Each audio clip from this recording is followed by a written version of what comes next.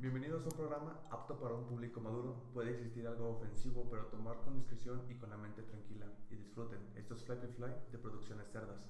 Comenzamos. Pues buenas tardes, público. Soy su presentador Duque. Como la ocasión amerita, tenemos en compañía con su servidor detrás de este micrófono nada elegante. Contamos con la presencia del padre Rogelio. ¿Cómo se encuentra? Pues estamos bien, a punto de comenzar esta aventura. Muy bien. Como están, John, muchísimas gracias por acompañarnos en esta emisión más del podcast y por regalarnos parte de su preciado tiempo. Él tiene experiencia, o más bien dicho, conoce y vive de esto, que es un tema de la Iglesia Católica. ¿Sí? Así es. Por lo cual tenemos, pues, más o menos algo para que usted comente sobre esto. Yo preparé más o menos ahí para el cotorreo unas cosas, como ven.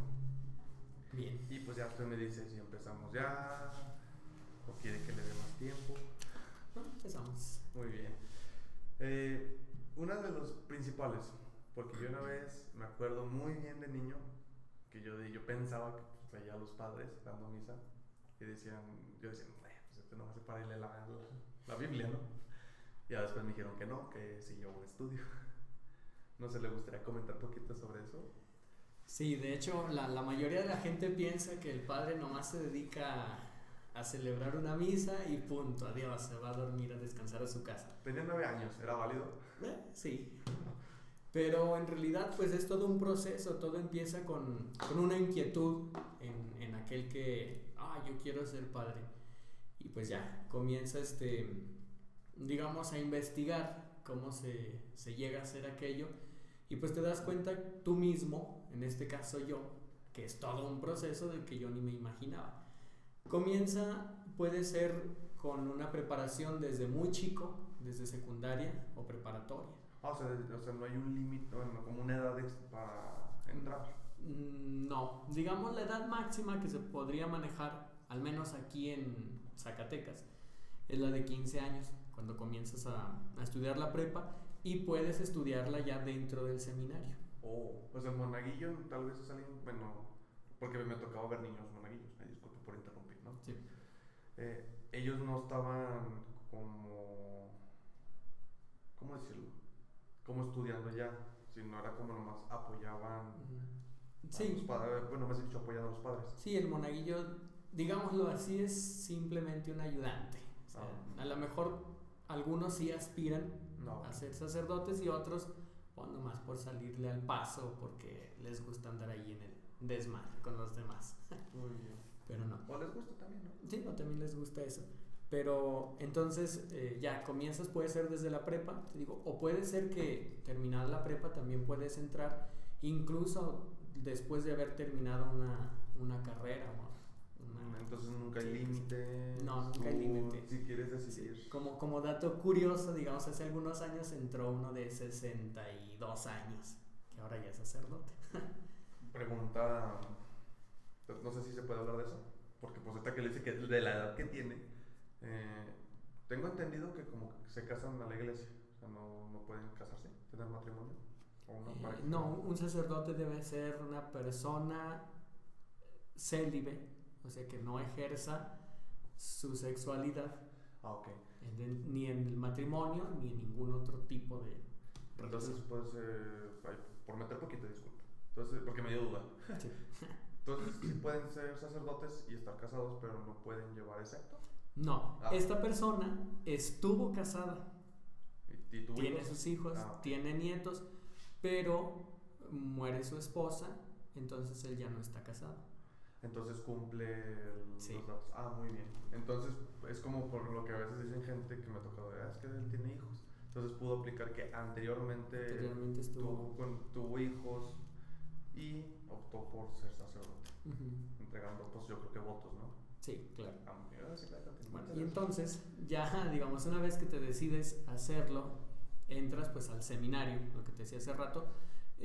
Puede ser que entres desde la prepa a los 15 años, que se llama el seminario menor, y consta tal cual los 3 años de prepa, nada más. O sea, no es nada extraño. Simplemente las materias extras que llevas son catecismo de la Iglesia Católica, el solfeo para saber cantar. O sea, tienen que saber cantar. Sí. Oh, Aunque hay algunos que no se les da por más clases que tengan, pero pues al mínimo menos saben todos leer, tenemos ¿no? que tener sí, ciertas nociones de leer una partitura. Muy bien. Está Y muy la bien. clase de latín, que es la lengua oficial de la iglesia. Entonces, Todo lo es demás, estudios de preparatoria en el... biología, matemáticas, física. Sí, bueno, sí, nada más que es el bachillerato de ciencias sociales, no llevas otro. Es el... Te dan Digamos, matemáticas de lo las que vas. básicas. Sí. Muy bien. Y entonces, una vez que terminas esa pequeña formación, por decirlo así, y tú dices, no, pues si quiero seguirle, porque hay muchos que desertan, pasas al seminario mayor, que consta de 3 etapas. La primera es de un año, que se llama curso introductorio. Podríamos decir lo que equivale en otros lugares que los cursos propedéuticos, pero acá pues es todo un año, donde ya entran no solamente los que pasaron del menor al mayor, sino otros que hicieron su prepa en sus lugares de origen o que ya tienen una carrera terminada, Okay. pero todos entran ahí. Y ese año pues es digamos, pues para integrarlos, para que empiecen a ver cómo es que va a ser la vida en el seminario mayor. Cambia los estilos de vida, las materias son totalmente distintas, o sea, no hay algo así de que ahora vamos a hacer matemáticas, español, no. Se ven documentos de formación para sacerdotes, sí hay talleres de lectura y redacción, porque pues hay que saber leer bien para poder hablar bien. Es un año, como quien dice, de consolidación y de introducción a lo que va a ser ya propiamente tu formación al sacerdocio. Te digo, es solamente un año. Luego de esa, pues ya los que desertan, adiós. Los que deciden seguirle pasan a la etapa que se llama discipular, que es la etapa donde se estudia filosofía, y son 3 años de filosofía. Aquí lo que se busca pues es de alguna manera por los estudios que tú por medio de la razón y solamente la razón conozcas, digámoslo así, al hombre, al mundo y a Dios, pero desde la razón, sin meter todavía nada de religión. Aparte de esto, digamos, pues te ayuda mucho a pensar, a razonar, a articular discursos y todo ese tipo de cosas. Y se llama discipular porque en ese tiempo es cuando se ayuda al muchacho. Hay 2 padres que se les llama acompañantes o formadores. Se le ayuda al muchacho a que vaya consolidando su elección de ser sacerdote, por eso se llama discipular, que comiences a ser discípulo de Jesús, con quien te quieres configurar. O sea, en este caso, esos 3 años, yo me imagino que por los 3 años que son, es un poco más largo por lo mismo de que entiendas lo que vas a hacer, ¿no? Sí. Ser un discípulo para Jesús, para poder propagar su palabra, ¿no? Sí, claro. Por decirlo así, no sé si está bien dicho. Para que, pues, si no desertas en el primer año, aquí mismo ya puedas reflexionar realmente cómo es esa decisión. Sí, porque digamos, toda la etapa de formación es una etapa de discernimiento. Digamos, yo puedo aventarme toda la formación y al final digo, cámara, esto no es lo que yo quería. Ah. Entonces, por eso sí, cada año, o sea, tú puedes decir, le sigo o aquí quedó. Para eso son tus acompañantes, los 2 sacerdotes. Uno que te acompaña, digamos, en el aspecto humano, que vaya guiando tu madurez humana, y el otro, tu madurez espiritual. Entonces ellos en conjunto van apoyándote si tienes alguna duda o sí. Sientes como, es que neta es esto. Ellos no van a obligarte a seguirlo, sino te van a dar, no, pues mira, yo creo esto y tú madúralo, ¿no? Sí, ellos, digamos tal cual, así son tus acompañantes y tus guías. Ellos te resuelven, digamos, dudas. Como un mentor. Sí, como un mentor. Igual, si ellos ven que pues no eres de ahí, que no dicen, estás ¿sabes aguantando qué? vara. Sí, ¿sabes qué? Mejor ya vete, no pierdas tu tiempo aquí.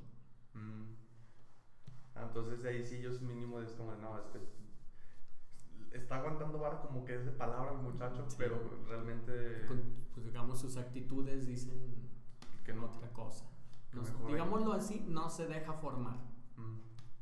Entonces si no te dejas formar, pues mejor vete, no te gusta.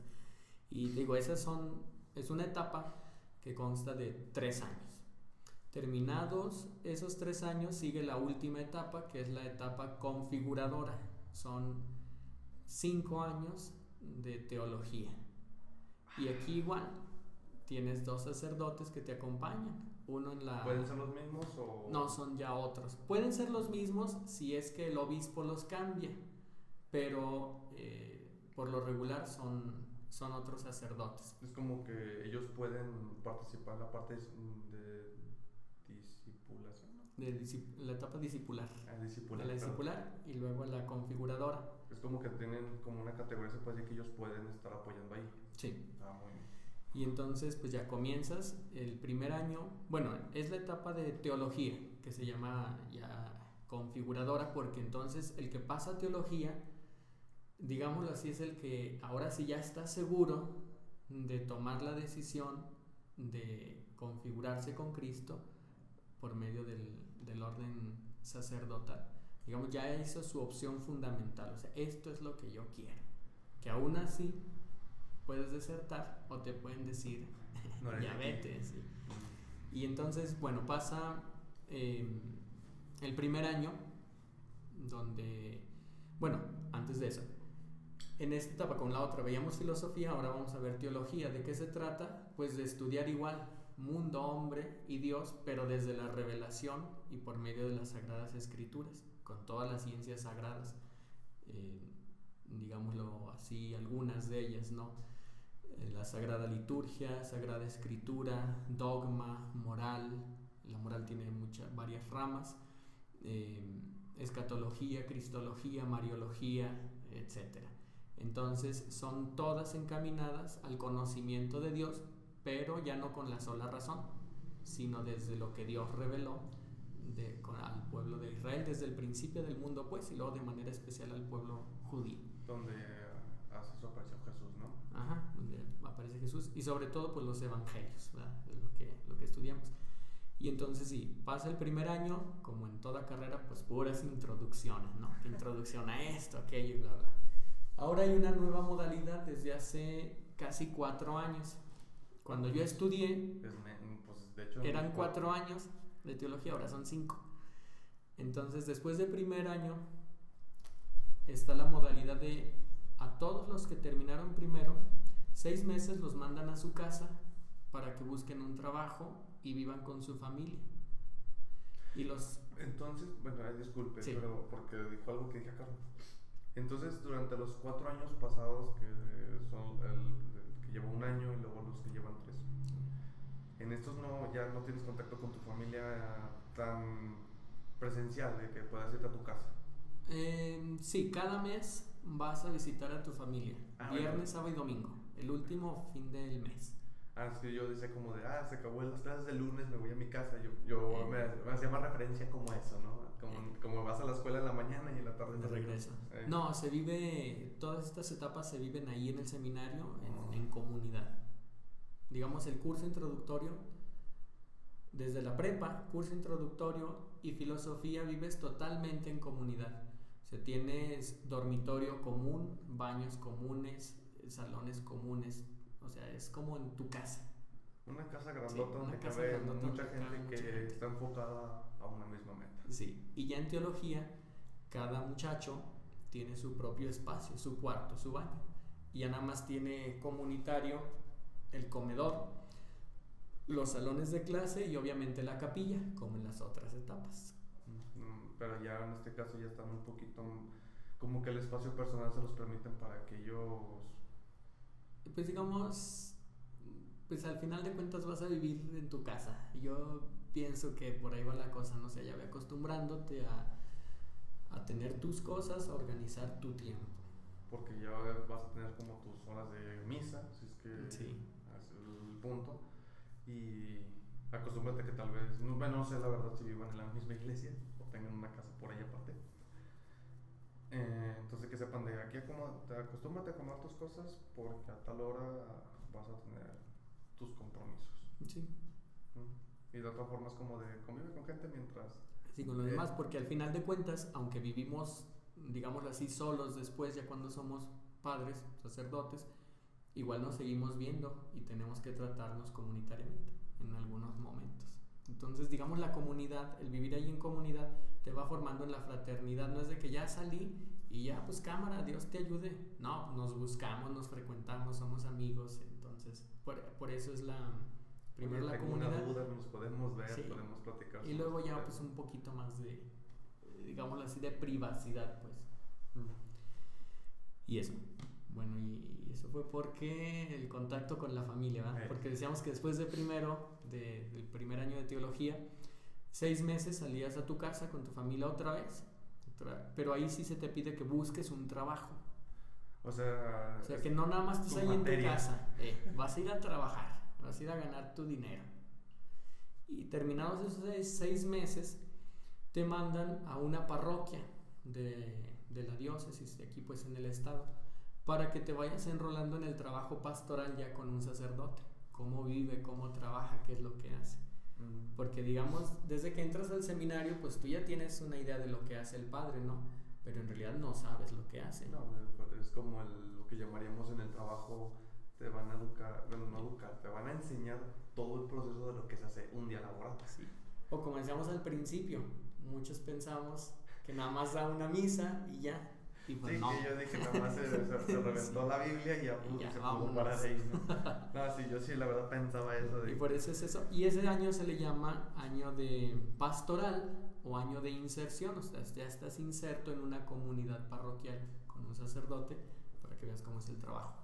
Terminado eso, ese año también tiene el objetivo de que una vez que viviste en tu casa y trabajaste y luego viviste en la parroquia y viste cómo es todo el trabajo pastoral, digas si quiero entrarle o si me gusta eso, o decir no, la verdad no era lo que yo esperaba, me voy. O sea, pero de hecho está chido, ¿no? Porque dan mucho, sí. O sea, te están dando así el permiso de, ok, ¿quieres continuar? Sí, pues vente.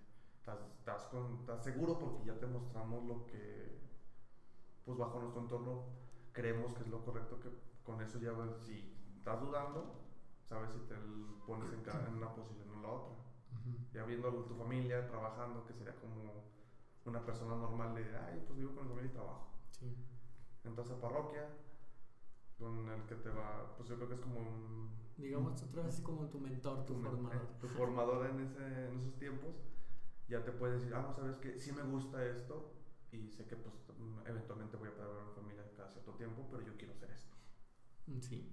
Y entonces, digamos, ya después de ese año, si decides seguirle, pues ya te quedan los últimos 3 años de formación. Segundo, tercero y cuarto de teología. En este transcurso, estos 3 años, pues como ya estás decidido, entonces ya se va concretizando más tu decisión. Llega el momento en segundo de teología, que te hacen un escrutinio, o sea, analizan tu vida de seminario desde que llegaste hasta ese punto, cómo ha ido tu crecimiento. Y o sea, es como un filtro, sí. Pero que no es como un filtro preparado para que truenes, es un filtro donde ellos lo van a ver. Ajá. Y van a decidir si como que continúes. Si continúas o no. Y eso con el fin de decir, este es idóneo, entonces es candidato para las órdenes sagradas. Y en un acto litúrgico, en una Eucaristía, en una misa, el obispo te acepta ya como candidato para las sagradas órdenes que vas a recibir años después. Pasado ese, sigue el tercer año de teología, donde recibes 2 ministerios, uno electorado en tercero y acolitado en cuarto. Estos también son preparación para recibir las órdenes sacerdotales. Y también se hace lo mismo, escrutinio para ver si es idóneo, y le damos electorado, o lo hacemos esperar 1 año, o lo hacemos esperar 6 meses. Igual para el acolitado. Digamos ya estás aceptado, tienes el ministerio de lector, de acólito, y ya estás por salir, te quedan unos meses que hay que hacer. Pues ya, tu opción fundamental está llegando, digamos ahora sí, a su coronación, por decirlo de alguna manera. ¿No? O sea, ya lograste lo que querías. Que al decir lograste lo que querías, nosotros sabemos que esto no lo ganamos por nuestros méritos. Es elección de Dios. Yo podré ser por decirlo así, el seminarista más perfecto, pero Dios no quiere y de alguna manera u otra no se me acepta. Esto no es un mérito, no es una conquista, es una elección de Dios.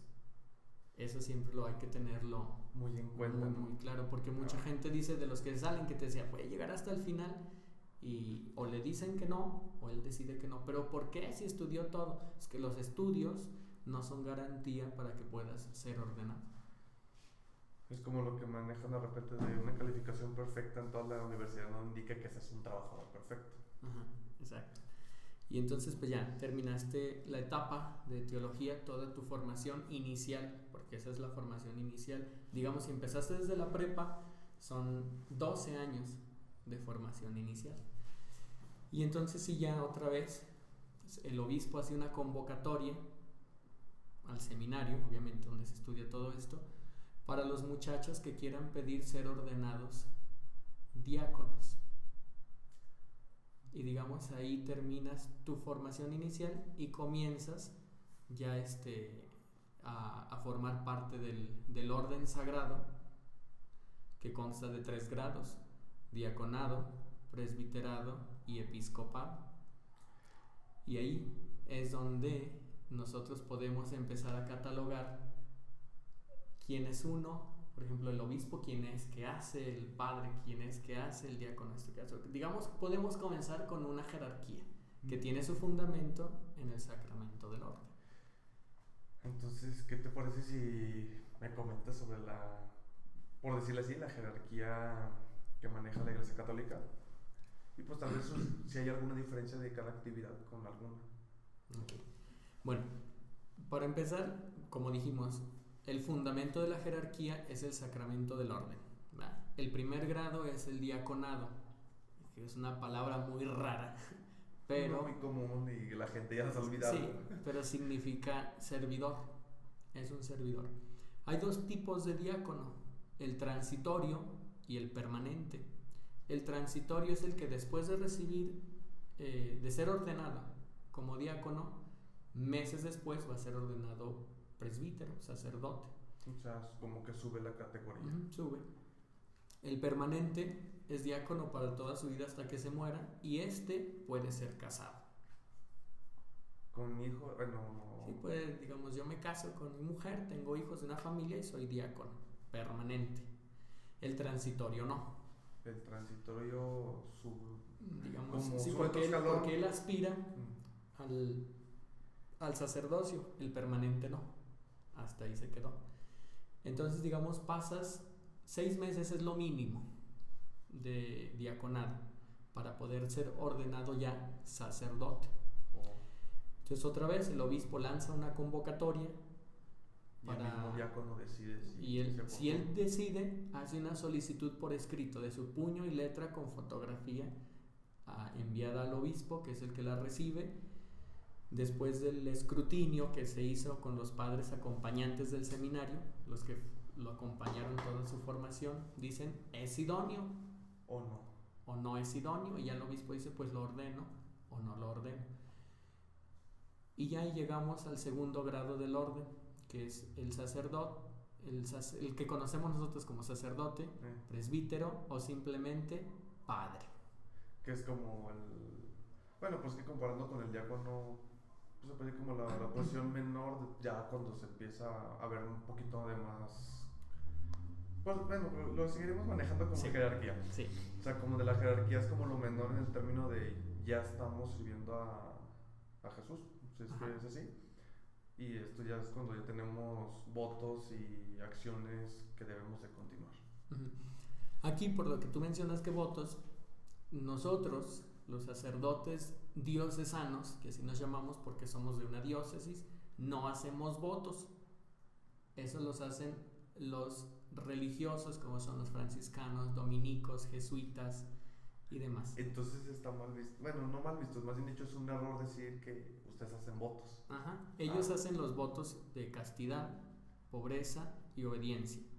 Nosotros no es que no vivamos en pobreza, en obediencia y en castidad, también lo hacemos, pero no lo llamamos votos.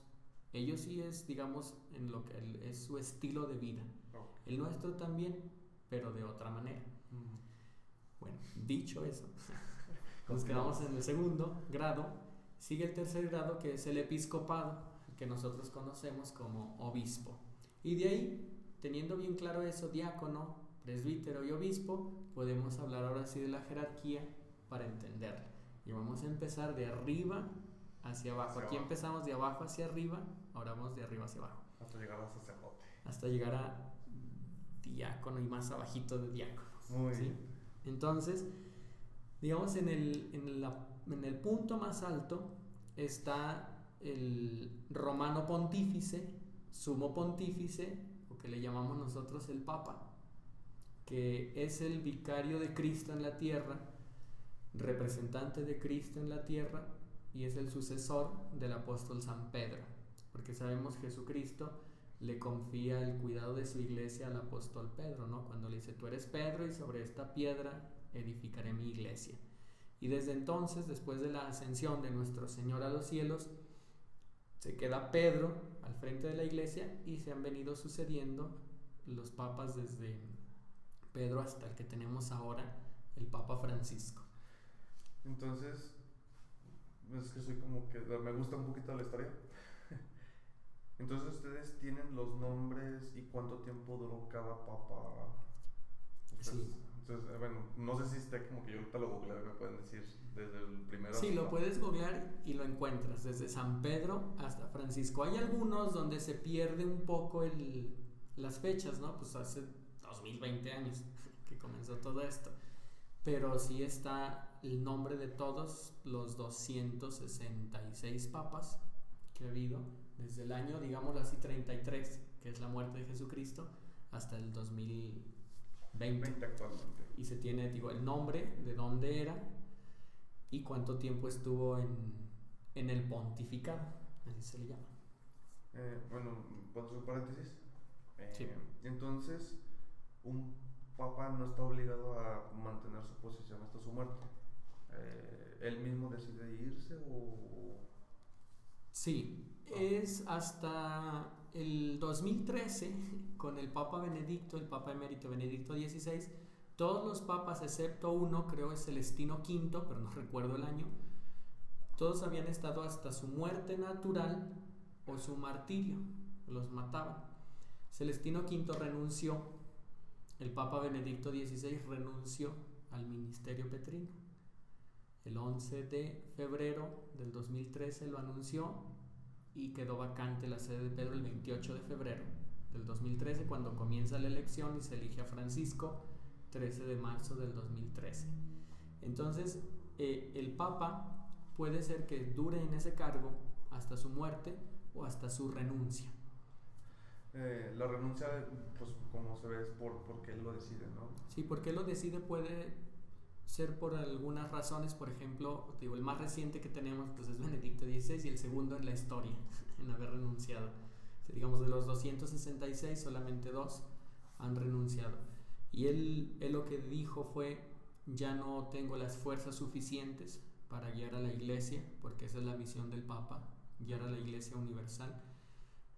El mundo va muy rápido y yo ya por mis fuerzas que son muy pocas, ya no me siento con la capacidad de ir, digamos, al día como va el mundo.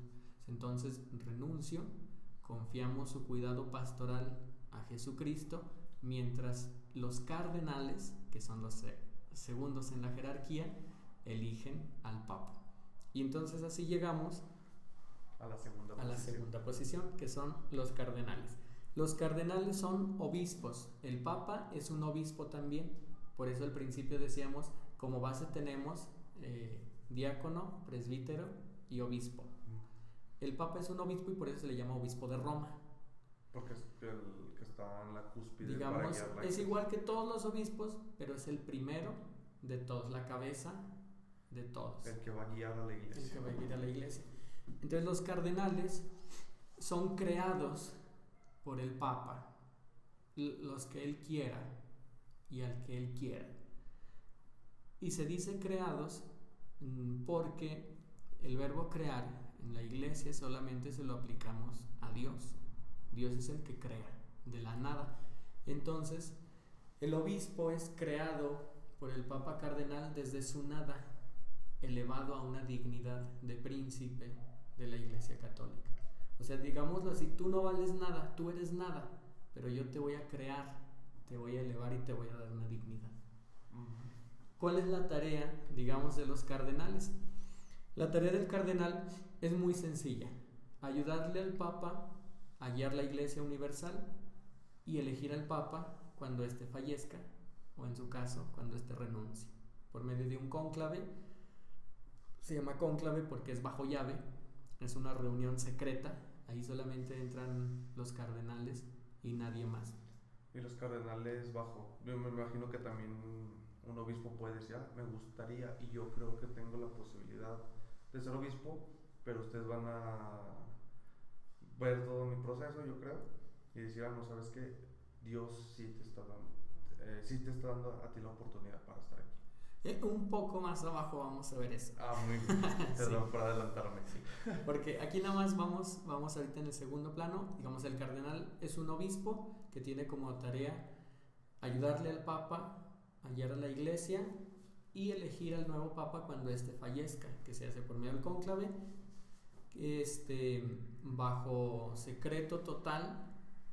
Las votaciones nunca nadie supo por quién se votó hasta que sí es el Papa. En este caso fue Francisco. Y lo hacen en un ambiente de oración y guiados obviamente por el Espíritu Santo. Esa es la función del cardenal. Y así nos bajamos a la tercera posición de la jerarquía, que son los obispos.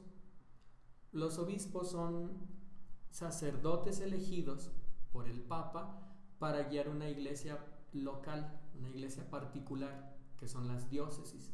Siempre escuchamos sobre la diócesis de Zacatecas, la de Aguascalientes, la de San Luis, la de Francia, no sé, la de Lyon en Francia, pues. Pero todo está organizado así, por diócesis, y la diócesis por parroquia. El obispo, pues, es sucesor de los apóstoles. Aquí es donde vamos a ver cómo es elegido un obispo. Sí, porque así como lo mencionas, o sea, el Papa puede elegir un obispo. Pero no. ¿cómo le hace para elegirlo? Lo que va el meollo del asunto. Sí, el obispo es elegido cada 3 años. Los obispos de una provincia, por ejemplo aquí nuestra provincia es San Luis Potosí, organizada por la arquidiócesis de San Luis Potosí, la diócesis de Matehuala, la diócesis de Ciudad Valles y la diócesis de Zacatecas. Cada país tiene sus regiones de sí, no es como que México controla todo, no controla, más bien dicho, tiene toda el área de México totalmente. No, va por provincias. Como sectores donde puedan trabajar en contacto y que ellos puedan tener contacto con el que abarque esas áreas también, ¿no? Entonces ellos cada 3 años, bajo secreto, hacen una lista de presbíteros que puedan en su momento dado ser obispos. En este caso, digamos, la diócesis de Zacatecas queda vacante. ¿Por qué puede quedar vacante? Porque se murió el obispo o porque fue trasladado a otra diócesis. Entonces nosotros decimos, no tenemos obispo, ¿cómo se va a elegir al nuevo? Puede ser que el Papa diga, fulano de tal que está en Saltillo ahora va a ser el obispo de Zacatecas. También puede, decir, ¿sabes qué? Por decir, no sé, la inmensidad de todo esto, por decir nomás, el de tal parte de Italia va a ser el de allá de Zacatecas, el de San Luis. ¿Se puede hacer un movimiento de índole? Desde allá no, más bien del mismo país, que conozcan. Lo que se busca es que conozcan la situación de la diócesis a la que van, o que sean al menos de la misma región. Sí, como también por lo cultural, me imagino, ¿no? Sí, porque, por lo cultural. Yo creo que traer de Italia para acá sería de, la comida picante me va a afectar, ¿no? Exacto. Muy bien. Sí. Y entonces, digamos, puede ser que el Papa diga, el de Saltillo ahora va a ser el de Zacatecas. Si no dice eso, entonces va a ser un nuevo obispo. O sea, no uno que ya era, sino va a ser uno nuevo. ¿Qué se hace? Se da un periodo determinado para que los obispos de la región y algunos de los sacerdotes de la diócesis, en este caso que estamos hablando del ejemplo que esté vacante Zacatecas, hacen una terna, proponen a 3 sacerdotes para que sean obispos. Se les investiga desde que entraron al seminario hasta ese momento. ¿Qué se les pide? Que tengan virtudes probadas, que tengan una licenciatura en Sagradas Escrituras, Derecho Canónico o Dogma, bueno, de Teología por una de las universidades de Roma, y si no las tiene, al menos que sea experto en alguno de esos campos, que tenga mínimo 35 años, que goce de buena fama y que tenga por lo menos 5 años de haber sido ordenado sacerdote. Y digamos, se proponen 3 y se mandan a Roma, fulano, sutano y mangano, y Roma dice, quiero que sea mangano, y ya, se le habla a Manganito, oye, pues el Santo Padre te ha elegido para ser obispo de Zacatecas, ¿cómo ves? ¿Jalas o no? No, pues que no, cámara pues, elegimos a otro, o dice sí, o sea, él puede decir que no. Pero es más porque dicen, no me siento preparado para ser el obispo, ¿no? Por lo mismo de que lo que me mencionas, ellos dicen, es que Dios me elige, pero siento que en este momento Dios me está diciendo, espérate, sí, aún no es tu tiempo. O simplemente no es nunca será tu tiempo. Pero digamos, el elegido tiene la libertad de decir sí o no. Digamos, dice que sí, tiene un periodo mínimo de 3 meses para ser ordenado obispo por otro obispo, el que él decida. O sea, él va a decir, sí, quiero que el obispo fulano, el obispo de Aguascalientes, sea el que me venga, sea el que me ordene obispo. Para esto, primero tiene que mostrar las letras apostólicas del Papa, o sea, donde el documento donde el Papa lo nombra como obispo, o sea, se lo no muestra, no puede llegar a decir más, ya soy, no. Digamos tiene que esperar el documento oficial, tiene que esperar el documento oficial presentar. Y mostrarlo, digamos, a la curia diocesana, los sacerdotes que ayudan al obispo, de manera más cercana, mostrarles las letras apostólicas para que entonces sí se proceda a la ordenación en un lapso mínimo de 3 meses y tome posesión de la diócesis. Y así se elige un obispo. O sea, no es fácil. No es así de yo quiero ser o yo voy a ser o porque he hecho esto y esto voy a ser elegido. No, como decíamos al principio, esto es gracia y don de Dios. En lo que ustedes ya saben cómo está el asunto de decir, ok, me acaban de llamar de que puedo ser obispo. ¿Me siento listo? Sí, no. Y aparte, también cuando te eligen, te hablan, te dicen, pero todavía no digas, hasta que se haga público. Entonces, ponle, tú tienes a veces hasta un mes de guardarte el secreto y no podérselo decir absolutamente a nadie, hasta que se hace público. Pero yo creo que bajo el orden que han aprendido, pues es tranquilo. Sí, tal vez algo tranquilo. Pues me imagino que un poco desesperante a lo mejor para la persona es decir, caray, mi vida va a cambiar totalmente, porque te cambia la vida. Sí, yo me imagino que tal vez en su casa, en un momento privado, puede echar un grito de sí. Estoy avanzando en lo que me gusta hacer y amo hacer, que es servir a Dios. Entonces, pues yo creo que tal vez en su casa sí pueden echar un grito de victoria, pero sí, es como de salgo afuera, tranquilo, formal. No pasa nada. Nunca me marcaron. Y sigamos con lo que debo de cumplir. Sí.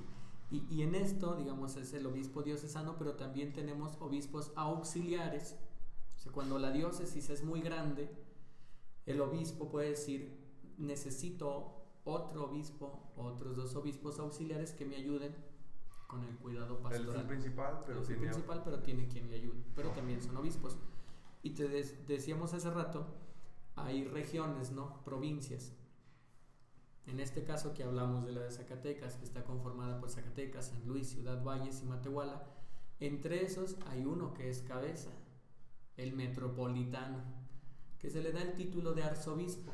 No es más que los otros, simplemente es la cabeza de estas 4 o 5 diócesis. Y lo que hacen, que no, de mencionarle arzobispo es más por el asunto de si es el obispo, como todos los demás, pero nomás, digamos, tiene un cargo sobre toda esta área, pero pues nomás le damos un nombre diferente para que la gente no se confunda. Digamos, no es más que el obispo, son exactamente igual, decíamos, es igualito al papa, nada más que con un cargo distinto. Sus acciones son limitadas en este caso. Sí, en este caso, para una provincia. En este caso, digamos, el arzobispo está en la arquidiócesis de San Luis. Todas son diócesis, donde está el arzobispo se llama arquidiócesis. Igual, un título nada más como para distinguirte de que tú eres la cabeza.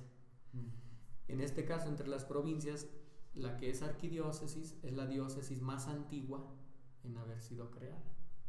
Entonces la de San Luis fue... La de San Luis fue creada primero que la de Zacatecas. Entonces primero fue San Luis, luego Zacatecas, luego creo Ciudad Valles y luego Matehuala. Y ya. Entonces esos son el tercer grado en la jerarquía, ¿verdad? Está el papa, el cardenal, el obispo, y luego sigue el sacerdote o presbítero, o como comúnmente nosotros lo llamamos y lo conocemos, el padre, como yo pues. Perdón, si es que apenas estábamos sabiendo algunas cosas y no había que pues sacerdote Rogelio, pues. Y entonces el sacerdote, el padre, el presbítero es un colaborador muy cercano a su obispo. Simple y sencillamente, como recuerdas, dijimos, su base está en el sacramento del orden: diácono, presbítero, obispo. Solo son tres. Ya el obispo tiene distintos cargos: el papa, el cardenal, obispo, presbítero. ¿Qué es? ¿O quiénes son? Son varones que luego de haber terminado su formación en el seminario, pues son ordenados por su obispo, como habíamos dicho, y se les encarga el cuidado pastoral de una parroquia, que es la otra división, digamos, diócesis. La diócesis se divide en parroquias, así como el país se divide en estados y el estado en municipios. Lo mismo pasa acá, ¿verdad? El mismo formato, sí, más o menos. La diócesis se divide en parroquias. Entonces el sacerdote puede ser que tenga el cargo de párroco, o puede ser que tenga el cargo de vicario. El vicario no es más que el párroco, ni el párroco es más que el vicario. Son exactamente lo mismo, pero con funciones diferentes. Digamos, el párroco es el representante, el que lleva la batuta, pues, pero el vicario hace lo mismo. Pero no podemos tener dos párrocos, como quien si no podemos tener dos presidentes. Sí, se pelearían mutuamente, sí. Yo creo, ¿no? Por las diferencias. Claro, y ya en esto, digamos, ese es, y llegamos al otro grado de la jerarquía que explicábamos ya al principio, que es el diácono, que puede ser transitorio o permanente. Dijimos, el permanente es tal cual, para siempre. Puede ser casado, y el transitorio es el que va a recibir después la Sagrada Orden para ser presbítero, y ya después, si Dios quiere, obispo, ¿no? Y así es simplemente el diácono. Y luego llegamos a la base de la jerarquía, que es inmensamente mayor a todas las demás. Es como una pirámide. Todos los bautizados, que les llamamos los laicos.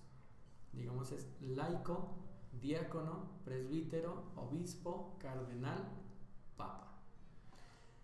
El obispo, el cardenal, el obispo, el presbítero y el diácono, cuando cumplen 75 años, tienen que presentar su renuncia, pero a su oficio, no a su ser. O sea, yo no voy a decir renuncio a ser sacerdote, no, renuncio a ser párroco, si es que soy párroco. Renuncio a ser vicario, si es que soy vicario. Renuncio a ser obispo de Zacatecas, si es que ya cumplí 75 años. El sacerdote se la presenta a su obispo, el obispo se la presenta al papa. Creo que ya es como las tecnologías nuevas, tal vez es un correo, ¿no? Ajá, sí. No creo que sea no es así, directa. hola, santo padre, sí, pues por correo, ¿no? Esto, digamos, equivale como a la jubilación. Nada más que aquí no hay jubilación.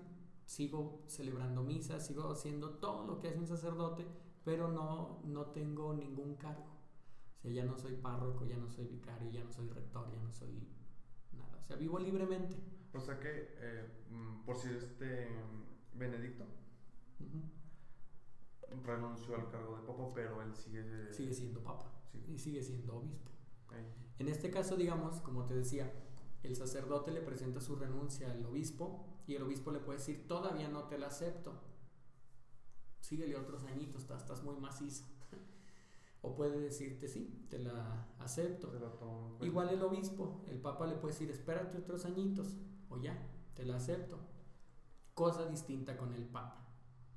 El papa renuncia y su renuncia no tiene que ser aceptada por nadie, porque él es la máxima autoridad. Entonces, no hay quien le diga que no. Entonces, porque pues es como de, yo por mis fuerzas, yo ya no puedo en este cargo. No puedo. Entonces, renuncio. es diferente, ¿no? Que alguien que sabe que responde tal vez al obispado, dice, ok, espérate, no, creo nosotros vemos que puede seguir. Entonces, por favor, continúa los años más. Y digamos, al papa, los cardenales pueden verlo y decir, pues puedes seguirle, pero él es la autoridad. Y sobre él, en la tierra, no hay nadie. ¿Quién le dice que no? Solamente. Si él renuncia y no necesita su renuncia ser aceptada o rechazada. Por eso fue, tal vez por lo mismo que me mencionas, de que nomás ha habido dos en toda la historia de los papas. Entonces, por eso fue tal vez polémica, ¿no? Y más porque pues ahorita ya están las redes y todo el mundo luego se entera de la renuncia del papa. Sí. Entonces fue por eso polémica, porque renunció el segundo. En 266 es el segundo. Pues, ¿qué está pasando? ¿Se va a acabar el mundo o qué? Pues nada. Simplemente él sabía que como avanza el mundo, él ya no podía. Él ya no podía por sus fuerzas, pues digamos ya tenía 80 y no sé cuántos años, como 85. Entonces, pues un viejito que tengas que tenerle trabajo y trabajo arduo. Sí, porque así como yo creo que es el que revisa, si es que hay un documento que directamente al Papa, lo revisa. Sí, lo revisa. Algunos otros, aunque van directos al Papa, pues lo revisan los cardenales porque para eso están, ¿no? Sí, porque pues, para ayudar. ¿Cuántos documentos no le han de llegar, me imagino yo, al día? Cada uno en su dicasterio, ¿no? Cada uno en su, digamos, el que se encarga de los presbíteros, el que se encarga del diálogo interreligioso, el que se encarga de la pastoral social, el que se encarga de los sacramentos. O sea, cada cardenal tiene su cargo. De los que viven en Roma, los que viven, se llaman los que viven en la urbe, son los que están en Roma. Los que viven fuera de la urbe, por ejemplo en México tenemos cardenales, el cardenal primado de México, el señor Carlos Aguiar Retes, el que estaba antes, que renunció, el cardenal Norberto Rivera Carrera, renunció porque tenía 75 años ya. Está el cardenal de Guadalajara, don José Francisco Robles Ortega, el anterior a él, que renunció también por de edad, el muy conocido, don Juan Sandoval Íñiguez. Ay, no lo conozco, perdón. Está el cardenal Javier Lozano Barragán, que fue obispo de Zacatecas. Cuando vino Juan Pablo II en el 90, años después se lo llevó y lo creó cardenal. Y le encargó el dicasterio de, creo, no se llama dicasterio, se me escapó ahorita el nombre, pero estaba encargado de la promoción de la salud a nivel mundial dentro de la Iglesia Católica. Entonces, digamos, pues también tienen como se me fue la palabra. No, continúa, se me fue la palabra. Digamos, tenemos esos cardenales. Hay otro que ahorita no me recuerdo cómo se llama y uno que murió recientemente también. Digamos, ellos no tienen un cargo tal cual, más que el de su diócesis.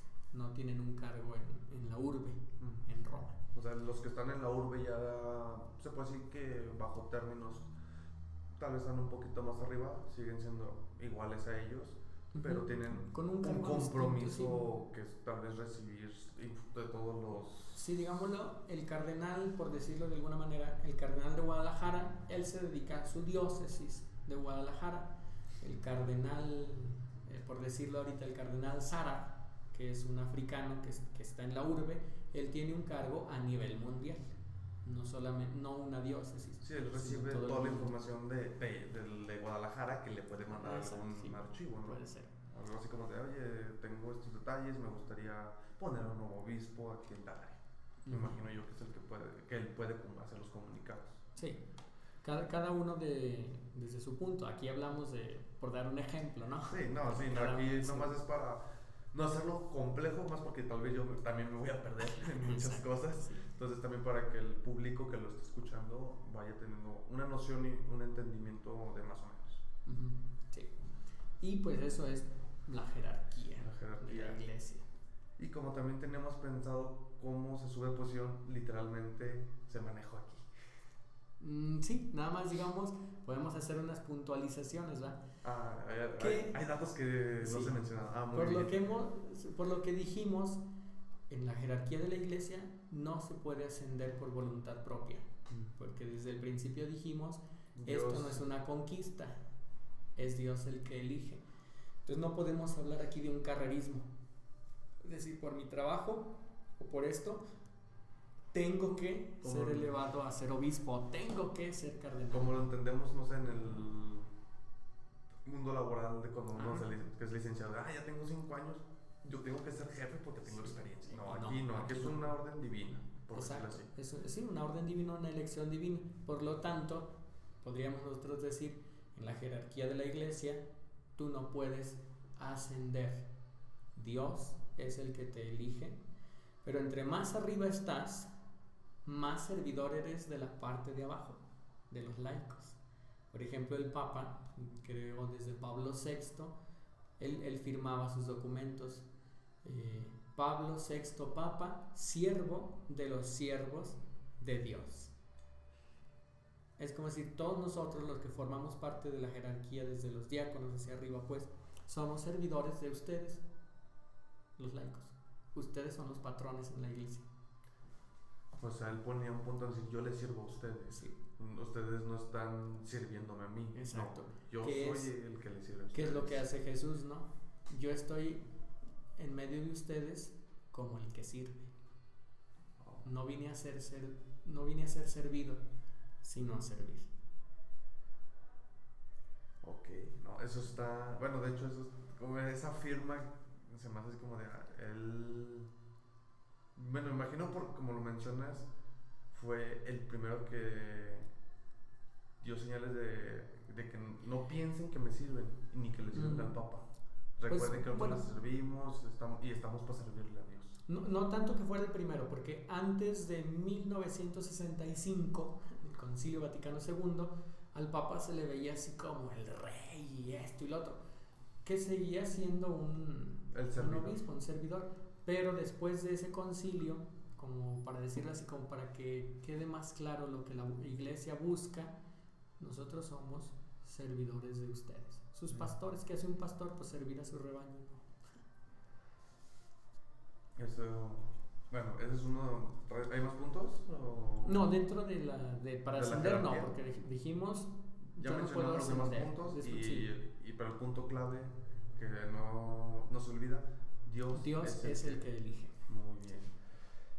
Yo tengo una pregunta de millones porque lo leí una vez en una novela que no lo manejaron tal cual como creo que es el punto católico, no sé si estoy equivocado, pero hacen como una referencia a eso. Y yo pues medio lo leí y me quedé como de, ¿qué onda con esto?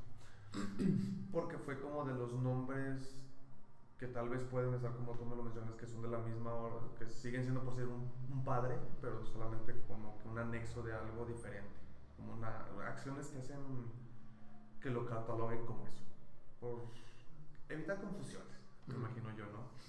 ¿Qué son los eremitas? Los eremitas, perdón. Eremitas, sí. El eremita puede ser sacerdote o no puede serlo. Tú podrías ser un eremita. Pero digamos que, ¿qué es esto? Los eremitas se remontan a los primeros siglos de la iglesia, según tercero o cuarto. En Egipto es donde surge esto, ¿no? ¿Qué es lo que hacen? Hombres renuncian al mundo, o sea, no que digan, el mundo feo, no, o sea, renuncio a las comodidades del mundo para retirarme a un lugar solitario, por lo regular grutas, o sea, cuevas en el cerro, para dedicarme a hacer penitencias, oración por la salvación del mundo. O sea, viven totalmente aislados. Y bueno, principal duda, ¿cómo sobreviven? Sobreviven, bueno, en aquel tiempo no sabría decirte, pero seguramente ellos cultivaban o buscaban en el monte donde vivían su modo de sobrevivencia. Por ejemplo, en la Biblia podemos ver Juan el Bautista, que era un profeta que vivía en el desierto y la escritura lo dice, se alimentaba de saltamontes y miel silvestre. Yo pienso que los eremitas primeros del siglo III, del siglo IV, como fue San Antonio Abad, que fue de los primeros, hacían eso. O bien la gente te ubica, ese es un hombre de Dios, anda allá y te lleva de comida. Por ejemplo, vamos a dar un salto grandísimo del siglo III o IV al 2020. Aquí en la vecina ciudad hermosísima de Guadalupe tenemos eremitas en el cerro, pues ni me acuerdo cómo se llama, Cerro de la Virgen, por ahí, una de sus colitas del Cerro de la Virgen. Hay unas grutas naturales donde los franciscanos, hay 2 sacerdotes que son eremitas, ellos viven allá. Ellos han construido, han hecho un poquito más acogedoras las cuevas, han puesto que escalones, que un jardincito. Como por si hay gente que quería visitar, de hecho, acompañarlos. De hecho, hay gente que va, bueno, acompañarlos no, porque la característica del eremita es la soledad. Digamos, ellos están de a 2, pero tú en tu cueva y yo en la mía. Sí. Hay gente, creo, cada primer domingo del mes, abajito del eremitorio, en la explanadita del cerro, celebran la misa con gente y de repente dejan que la gente suba los chorrocientos mil escalones. Yo los he subido como 5 veces, cansadísimo, y puedes ver cómo viven. Ahí lo que ellos, cómo sobreviven, por eso dijimos, vamos a dar un salto grandísimo. Sí, porque la pues gente los datos ya no... Sí, no, ya no. Y tal vez no creo que lo especifiquen todo, ¿no? Sí, no. La gente les lleva comida. Van y allí abajo les dejan.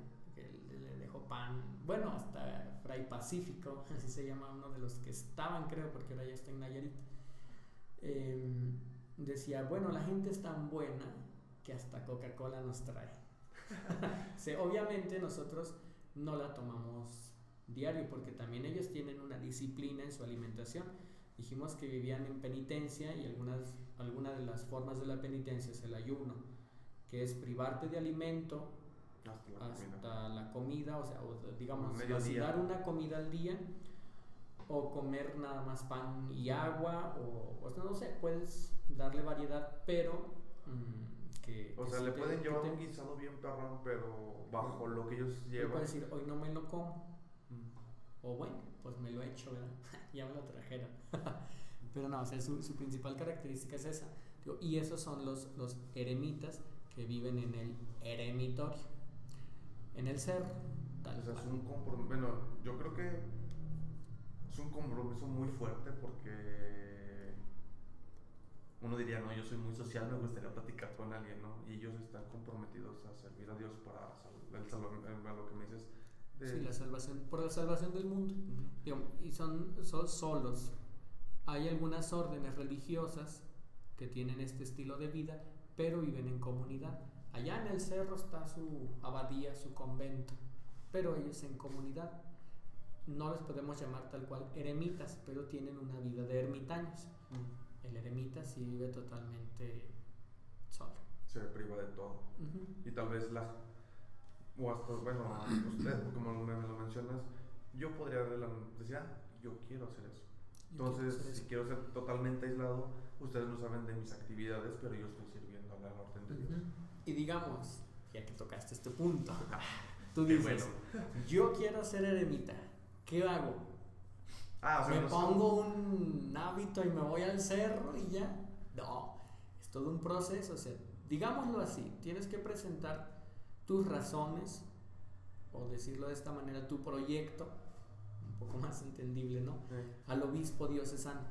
O sea, vas y respondes, sí, porque la autoridad, tu autoridad va a ser siempre la más cercana, ¿no? El obispo, sí. Digamos, yo quiero irme aquí al Cerro de la Bufa. Bueno, pues ahí siempre hay gente, pero por decir algo. Sí, uno conocido para que lo visiten. Exacto.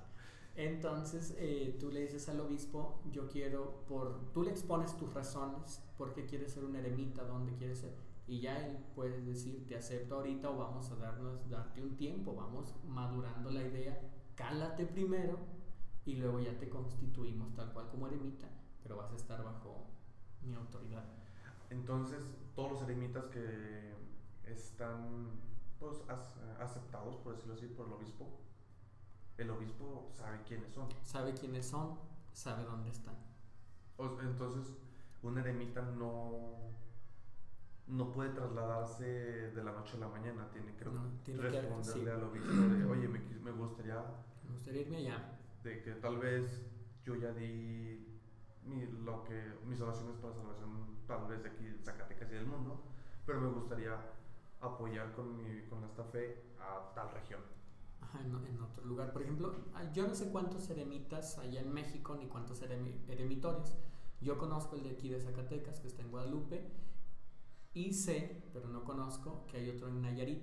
Por ejemplo, el eremita que estaba aquí, Fray Pacífico, Fue fue el que se fue allá a y Nayarit. ellos, bueno, tú como sacerdote, puedes tener una conversación un poquito más de, pues, o ellos, bueno, más bien dicho, deja que construyo bien la pregunta. Eh, Ellos pueden decirle a la gente que lo viene a visitar, ¿saben que yo me acabo de pedir mi traslado porque quiero ir para tal lado y ya no voy a estar aquí? O es muy privado y de repente ya no estuvo. No, pueden decirlo. Sí, Ah, claro, porque pues también, como de repente los visitan, puede ser que tengas una amistad. Entonces, pues, ¿cómo le voy a decir a mi amigo que ya me voy? Que me visite ahora en Nayarit.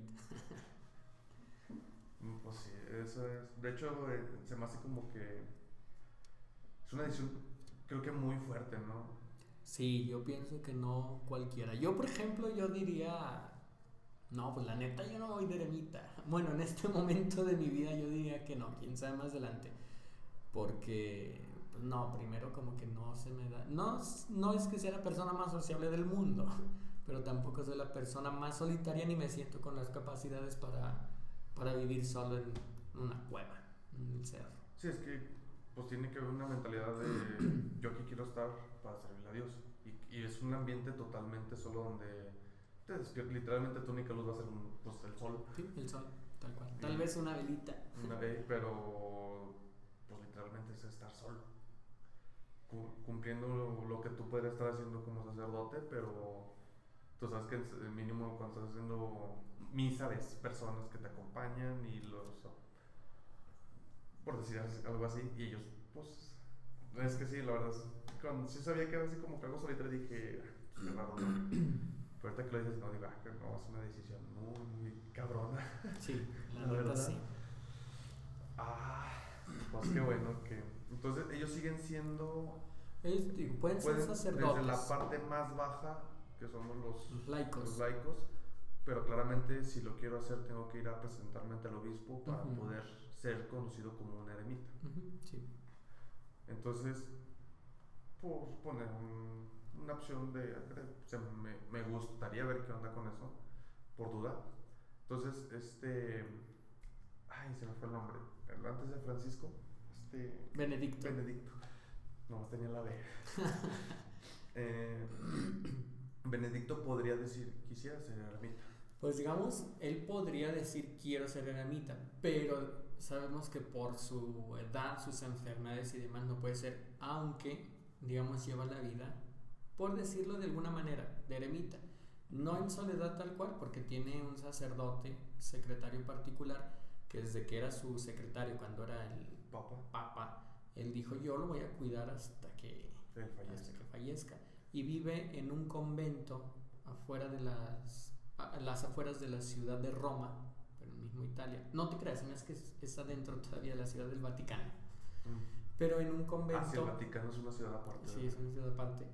Vive en un convento donde tiene, no sé si todavía hay monjitas o el convento quedó solo por falta de monjas. Entonces él se fue a vivir ahí con su secretario personal y algunas, no sé qué personas más vivan ahí, pero sabemos que hay unas mujeres que son secretarias, porque él cuando anunció su renuncia dijo, ahora serviré a la iglesia de otra manera, con mi oración y mi estudio. Todos sabemos que Benedicto XVI es una de las personas más intelectuales al menos de todo Occidente, y yo diría de todo el mundo. Es una persona muy inteligente que con su pensamiento podría revolucionar muchísimas cosas. Él dice, me voy a dedicar a la oración por la iglesia como un eremita y también ayudaré con mi estudio. Sabemos que tiene muchísimos escritos, muchísimos libros Y la tarea que está haciendo es genial porque está organizando sus escritos desde que era joven, desde que era maestro en las universidades de, creo, Múnich y Tubinga en Alemania. Las está organizando por tomos, entonces digamos, él está dirigiendo su obra, por eso tiene secretarias. Porque es como de, este es el tomo 1, este es el por tomo favor, 1, apóyame de acomodar y sigue escribiendo, sigue escribiendo muchas cosas, es un, entonces, es pues un sí que tipazo. lo conoces. Nunca lo saludé de mano, pero lo conocí cuando vino a México en 2012, febrero de 2012, lo conocí en la ciudad de León. Pues entonces sí tuviste más o menos cercanía, ¿no? Con él. Sí, pero no lo vi pasar. Pues entonces él sí puede entrar como eremita simplemente por la condición de salud. Pues sí, digamos, pues tiene que tener muchísimos cuidados. La gente que puede, el obispo que le podría decir sí o no, pues ahí es que tu salud no te lo permite, no te ¿verdad? lo permite. Aunque tú estés muy motivado, no, pero te podemos prestar esta área que entraría más o menos como una área solitaria. Él vive prácticamente, podríamos decir, en un... Voy a decir esto, espero nadie me queme. Podríamos aquí decir, es nomás para que lo él entiendan. está viviendo en un eremitorio moderno, por decirlo de esa manera. Como la casa está abandonada, pues tal vez una eremita podría entrar ahí, ¿no? Y aquí, pues como dijiste, tal vez ya no había monjas por falta o porque tal vez no se estaban mandando a esa área y se lo permitieron a él. Claro. Muy bien. ¿Te gustaría hacer un poquito de énfasis de lo que ha sido de la historia de México con respecto a la religión católica? Sí, vamos a ser un poco breves porque tampoco sé mucha historia. Y puntos claves. Mencionar todo, yo creo que sería mejor haber iniciado y que nomás hubiera sido de eso, porque es mucha información, pero tal vez lo más relevante. Lo más relevante, bueno, podríamos decir, la historia de la Iglesia Católica en México comienza con la conquista, ¿sí?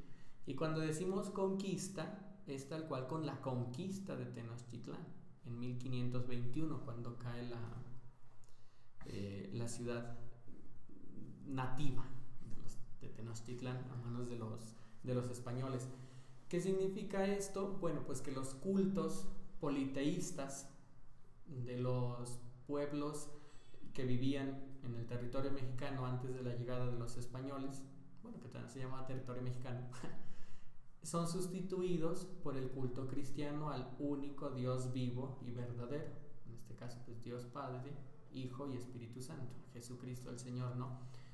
Entonces por eso podríamos decir que la historia de la iglesia en México comienza con la conquista. Hay un hecho muy relevante, los tlaxcaltecas eran aliados de los españoles, ¿verdad? Digámoslo así, fueron como unos traidores y fueron los que le ayudaron a los españoles a conquistar la ciudad de Tenochtitlan. Porque según eso no fue muy fácil y por el apoyo de ellos. Por el apoyo, como ellos siempre vivían en guerras, como todos los pueblos, los tlaxcaltecas dicen, nosotros queremos fregar a estos se los quieren fregar, pues vamos aliándonos con ellos. Cae la ciudad 1521 y sabemos un hecho grandísimo, maravilloso, que ayudó mucho a la consolidación de la Iglesia Católica en México, que fue que exactamente 10 años después de la caída de Tenochtitlán en 1521, 1531 tenemos las apariciones de Santa María de Guadalupe a Juan Diego. O sea, sí decimos 10 años, pero es algo, digamos, es algo inmediato, ¿no? O sea, ¿qué tanto son 10 años para aquella época? Nosotros que vivimos rapidísimo, 10 años son como un siglo. Y pues algo que me tocó escuchar de muchos adultos es que me decían, no, tú tranquilo, el tiempo pasa así. Porque cuando quieras, no sé, pienses de algo, me acuerdo de esto, alguien te puede decir, oye, fue hace 9 años. Exacto. Entonces, literalmente el tiempo pasa muy rápido. Pasa muy rápido, sí. Entonces, 10 años, pues, tal vez para esto que fue la conciliación o algo muy importante, fue que tal vez de la noche a la mañana, viéndolo así, pasa ese suceso de Juan Diego. Sí, llega Santa María de Guadalupe, ¿no? Se le aparece a Juan Diego. Y entonces, pues todos los indígenas, digamos, todos los misioneros que llegaron, pues la tuvieron difícil, ¿no? Para poder convertir a los indígenas. Pero llega Santa María de Guadalupe con una tez morena que habla náhuatl, etcétera, y dicen, esta es nuestra diosa. Y entonces empiezan conversiones masivas, ¿no? Porque al principio, pues los primeros que llegan fueron los franciscanos. Que es diferente. Que son sacerdotes, pero de una orden religiosa, fundados por San Francisco de Asís. Por eso franciscanos. Llegan ellos en 1521, podríamos decirlo así ya. O sea, llegaron muchos junto con los españoles, pero ya para empezar bien la evangelización es cuando cae la ciudad, ¿no? Luego llegan de esos misioneros también dominicos en 1526 y en 1533 llegan los agustinos.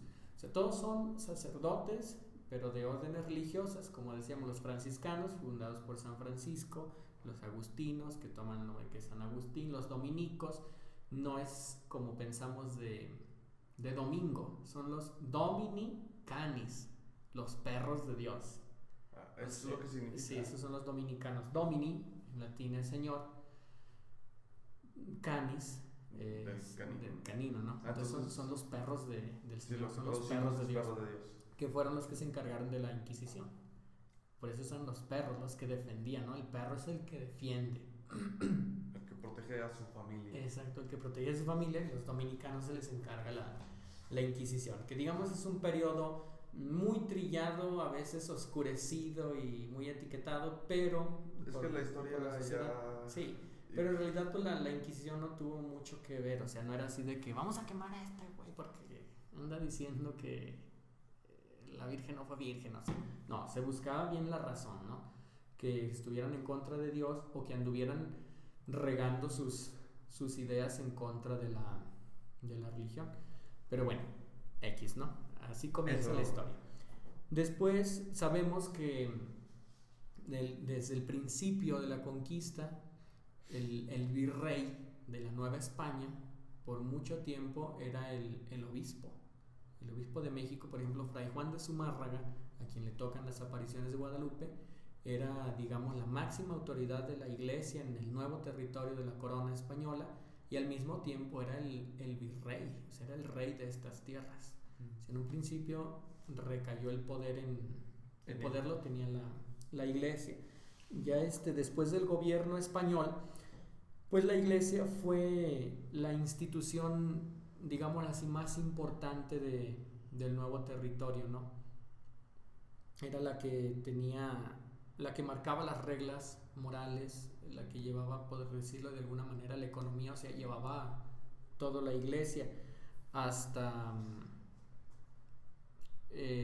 que llegamos a la independencia, cuando empieza mucho a sentirse ya la separación de la iglesia y el Estado, que se da hasta después de la independencia, ¿no? Pero el movimiento independentista de alguna manera ya como que te deja ver que la cosa no va bien. Entonces aquí damos un salto, pues, ¿no? Fue la conquista, después del gobierno español, la iglesia fue la que más influyó.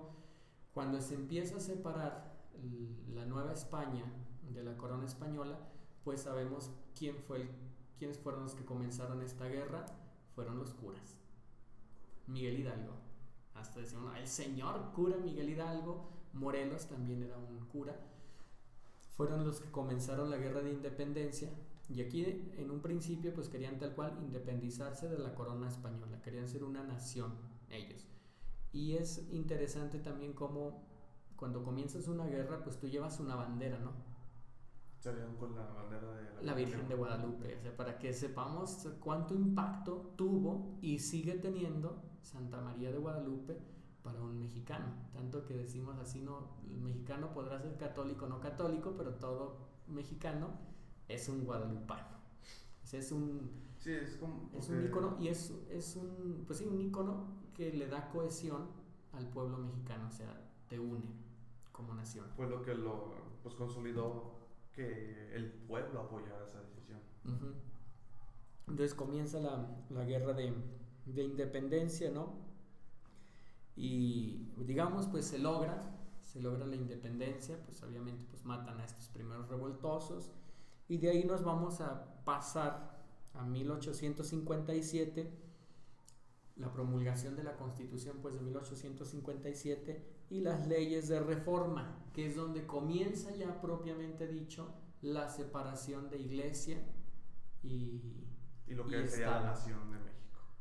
No tanto la nación, más bien, porque acuérdate que decíamos primero, todo el gobierno lo tenía la Iglesia Católica. Después de la promulgación de la Constitución de 1857, comienzan ya, y las leyes de reforma, comienza a darse la separación, digamos, a quitarle el poder a la Iglesia.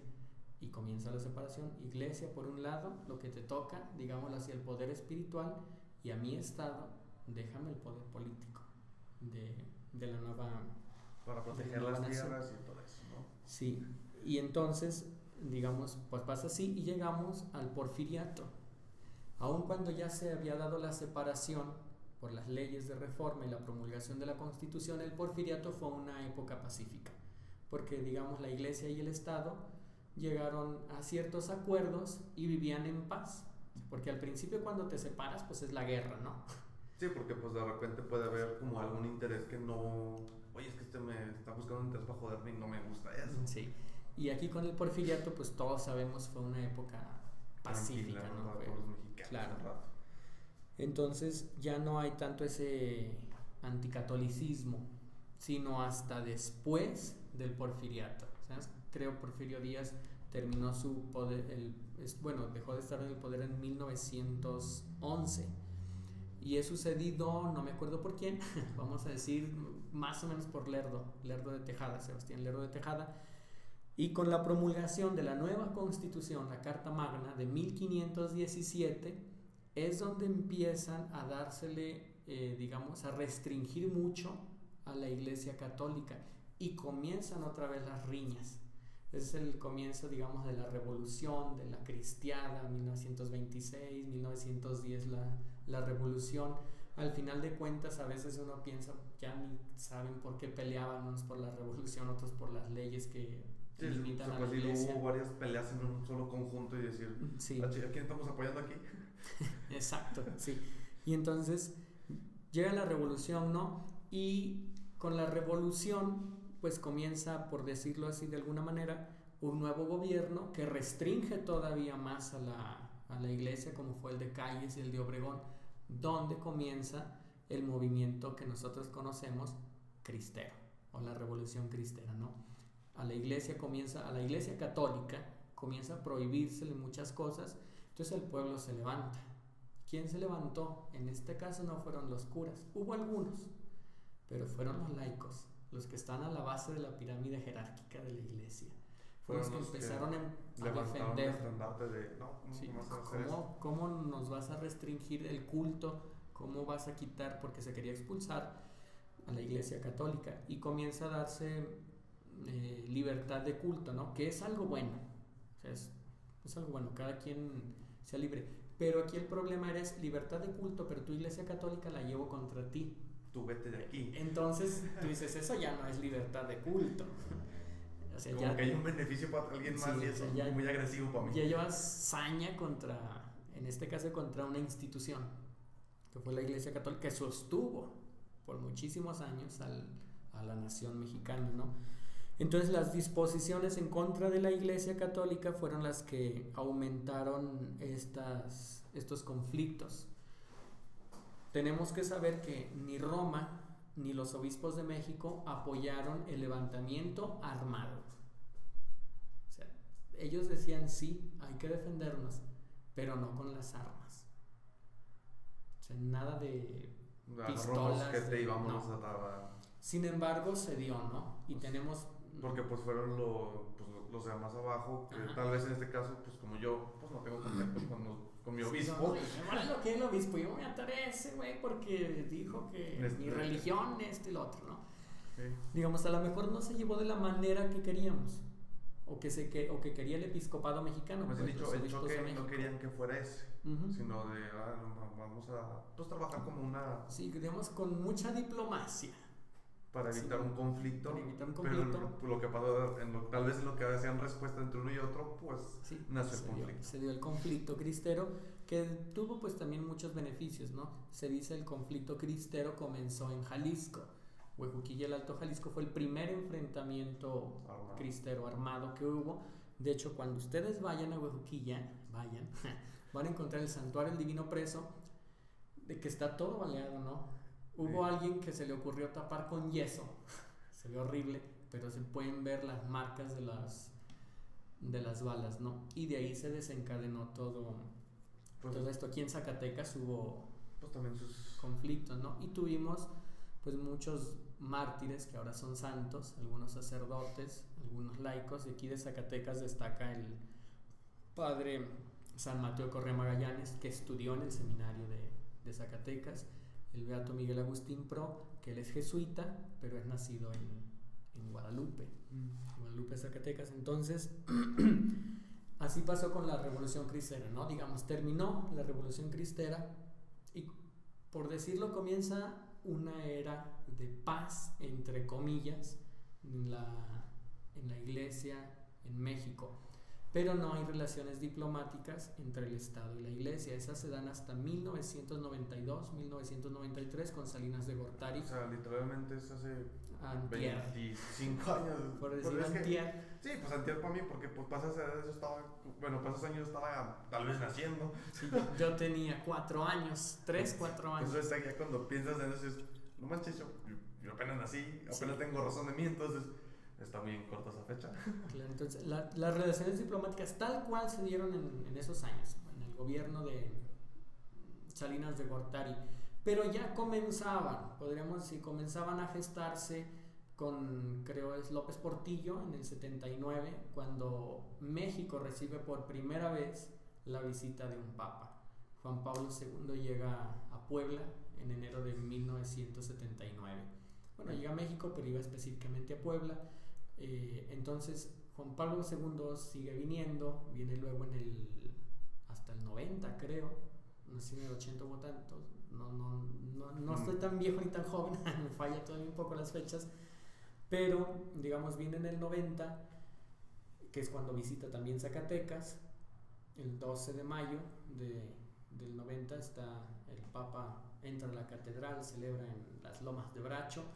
En el 93, tal cual, ya hay relaciones diplomáticas, no solamente aquí en México con la Iglesia y el Estado, sino que empiezan las relaciones diplomáticas de México con el Vaticano, con la Santa Sede. Y entonces podríamos decir, aunque es de antier que hablábamos de los 90, es la situación actual de la Iglesia Católica en México.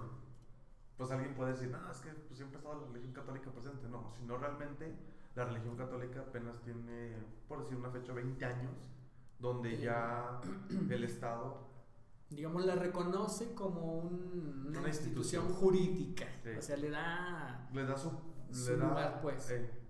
Aunque sabemos, desde la conquista, la Iglesia Católica es la que le da cohesión al país. O sea, alguien que ni es católico ni cree en Dios, pues sí, esas son tonterías, pero la historia no miente. O sea, hubo presente algo ahí, ¿no? La Iglesia Católica estuvo presente desde la conquista y fue la que, de alguna manera, fue tejiendo el todo modo lo que fue la ahorita, nación mexicana, porque decíamos, el movimiento independentista lo hace la Iglesia Católica, lo hacen los curas. Y pues ya nomás diríamos, pues tal vez historia ya más reciente, pues ahorita creo que no ha habido visitas de ningún papa. No, la del 2012 fue la última. Bueno, o sea, no es cierto. Ya vino Francisco. Híjoles, no, esa no me la supe. No te creas, claro que sí. Fue para...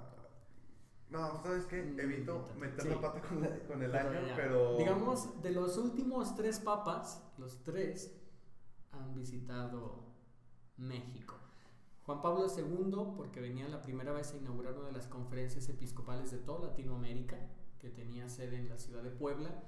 Vino 5 veces, fueron 5 las visitas de Juan Pablo II. Benedicto XVI vino una vez, pero... Pues es que tampoco duró mucho para fueron 7 años. Entonces mínimo esa visita lo hace muy relevante. Y luego él vino, y la visita, aunque fue en México, era para toda Latinoamérica. Y México, sabemos, es la punta del tren en Latinoamérica, ¿no? Francisco, cuando viene, pues también es porque el Papa Francisco es mucho de lo social, ¿no? Entonces México es el corredor de migrantes. Entonces... Eso fue lo como... Sí, Francisco dice, yo voy a México. Tal vez como por darle apoyo a la gente, o como una oración en la tierra donde todos los inmigrantes van a buscar un futuro mejor. Todos los latinoamericanos pasan por México. Entonces, México ha tenido la visita de estos 3 papas y pues eso también lo hace una gran nación desde el punto de vista de la Iglesia, ¿no?, católica, que sigue teniendo presencia en la sociedad. Y pues, por decirlo así, eso sería casi todo lo de... Sí. Pues relevante, porque si nos pusiéramos a hablar literalmente... Nos llevaríamos varios programas. Y pues, ¿qué te parece? Déjala hasta aquí, porque yo sé que no es fácil, porque la gente que diga, ¿cómo conseguiste la...? No saben cuánto tiempo estuve esperando. Tardamos 3 meses. Más o menos. No, de hecho, sí, creo que le pega los 3 meses. Sí, le pegan noviembre, diciembre, febrero, sí. Le pega los 3 meses. 3 meses donde yo estaba de, oiga, ¿cuándo puede? Que tengo una... Creo que había como por decirlo así, diplomados.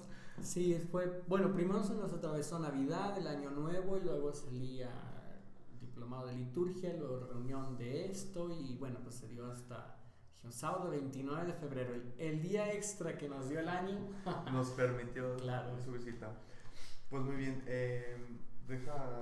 digo algo del guión, y a ver si usted dice, me animo para otra próxima, ¿no? Si algún oyente tiene preguntas, puede dejarlas en comentarios. Si hay varias sobre las cuales nos pudiera responder en otra ocasión, haríamos una segunda parte, esperando que los tiempos nos permitan una más de tus visitas. Entonces, si hay gente que quisiera... No, claramente la gente que ponga nomás por andar... Poniendo. Así como lo... sí, no dije muchas groserías aquí porque pues no quiero que me vean feo. Entonces, me limité. Entonces, al que ponga preguntas de nomás es que pinche esto que la... No, güey. Preguntas sobre si te interesa saber más de esto, que es lo de la religión católica, o porque tienes intereses pues tus primeros pasos de, oye, que yo tengo dudas, tal vez usted podría, no, pues aquí te puedo dar como una opinión y te la puedes tomar de, pues si quiero seguir mi camino, o si hay algunas temáticas que, como los ermitas, que no tocamos, que pues hay una infinidad, sí. O que tal vez centremos más algún tema de las actividades del Papa, de lo que hacen los archiobispos. Los arzobispos cardenales o quien sea. ¿Qué es lo que hacen ellos? Además de pues, las posiciones que manejan, ¿no? Y que pues sean temáticas ya un poquito más precisas y más largas. Ya si alguien pide la historia de México, pues espere varios programas porque sí está muy largo. Aquí fue muy, gracias a Dios, fue muy resumido, pero lo suficiente para manejar como en general todo lo que fue aquí, ¿no? Entonces, ¿te comprometes o me dirías, primero veo las preguntas y te hablo de mis tiempos? Yo pienso que, o sea, de mi parte estoy en la mejor disposición, solamente si ustedes tienen preguntas, dudas, sugerencias, que las dejan, hacemos una selección, bueno, en este caso haces tú, sí, una selección y podemos decir, digo, estas van bien, y tú me puedes decir, esta no, esta sí, y ya. Igual, pues digamos, hablando de esto, pueden surgir muchísimas dudas, temas bastantes, y claro que estamos en disposición. Como a mí, que me nacieron de repente, crédito que los papás no renuncian. Sí, claro. Que entonces fue eso.